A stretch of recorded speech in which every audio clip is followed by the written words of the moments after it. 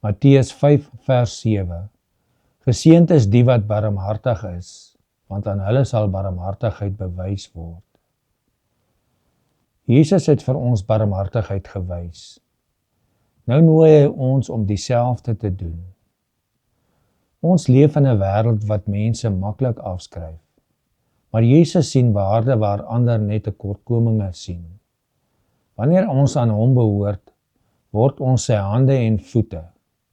Ons reik uit na die eensames. Ons gee hoop aan die moedeloses. Ons wys genade aan diegene wat dit die nodigste het.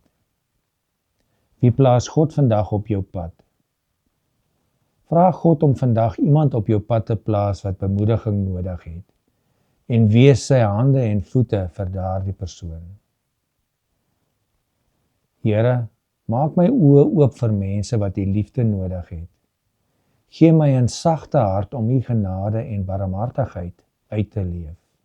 Amen.